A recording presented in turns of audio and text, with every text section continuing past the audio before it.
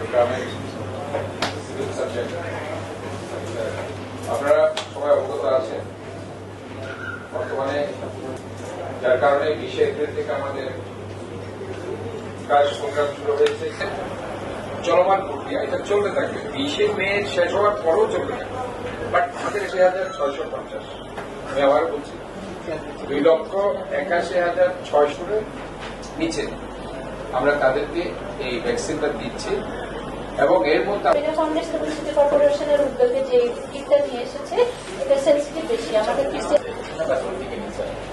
পেয়েছি আমরা প্রায় 40টা মতো বাড়ি মহোদয়, প্রধান স্বাস্থ্য কর্মকর্তা এবং চিকিৎসকের মহোদয় মিটিং এবং প্রশিক্ষণ উপস্থিত ছিলেন। উপস্থিত থেকে ওনারা প্রয়োজনীয় দিক নির্দেশনা দিয়েছেন।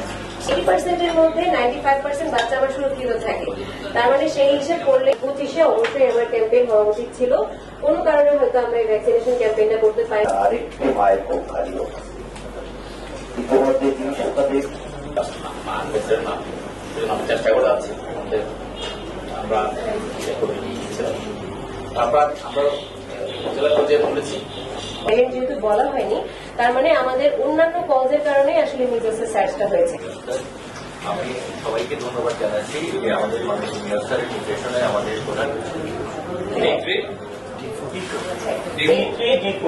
আজ পর্যন্ত যে আমাদের যে 3 লক্ষ টিকা দেওয়ার যে কর্মসূচি 1 মাসে আমরা কিন্তু 20 দিনেই কিন্তু 94% অ্যাচিভ করেছি। এটা আসলে একটা হিউজ সাকসেস রেট। 3 লক্ষ শিশুকে আমরা বলেছি টিকা দিব, এর মধ্যে 2,81,000 যেহেতু আমরা 2,81,000 বাচ্চাকে কিন্তু আমরা ইতিমধ্যে মিজেলসের টিকা দিয়েছি।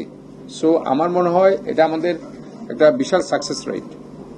এই জন্য আমি বলছি যে আমরা এখানে একটা ভালো অ্যাচিভমেন্ট আমরা অর্জন করেছি। 6 মাস থেকে 59 মাস পর্যন্ত আপনি টিকা দিতে পারছেন। তো আপনার যখন বাচ্চাটা সুস্থ হয়ে যাচ্ছে এরপর টিকা নিবে। আমাদের তো টার্গেট হচ্ছে 59 মাস পর্যন্ত। ইভেন এখানে আমরা দেখতে পাচ্ছি 20 বছরের বাচ্চা যারা আছে, 20 বছরের যারা ইভেন অ্যাডাল্ট বাচ্চা আর কিরা, এদেরও 5টা বাচ্চার বোধহয় এটা পাওয়া গেছে অ্যাকর্ডিং টু the study. তো এটা একটা সিগনিফিকেন্ট যে 20 বছরের উপরের যারা অ্যাডাল্ট যারা আছে, অ্যাডাল্ট আমরা অ্যাডাল্ট বাচ্চা বলবো তাদেরকে আপনার ধরেন 5 জন পাওয়া গেছে। আমরা যে ভ্যাকসিনেশন কার্যক্রম ক্যাম্পেইন চলছে এর রেজাল্টটা পেতে আমাদের 15 দিন থেকে 1 মাস সময় লাগবে। আমরা আশা করছি এই 15 দিন বা 1 মাসের মধ্যে এই যে প্রকোপটা চলছে ইনশাল্লাহ কমাতে পারবো। আরেকটা যে বিষয়টা বলছেন যে 4 বছর পর ক্যাম্পেইনটা কেন হয় না, এটা বহুল আলোচিত এখন একটা বিষয়। আমরা যে কোনো কারণেই হোক আমাদের এই ক্যাম্পেইনটা প্রকিউরমেন্টের কারণে সম্ভব হয় নাই, যে কারণে আমরা এই 4 মাস পর যে ক্যাম্পেইন এটা আমরা করতে পারি নাই।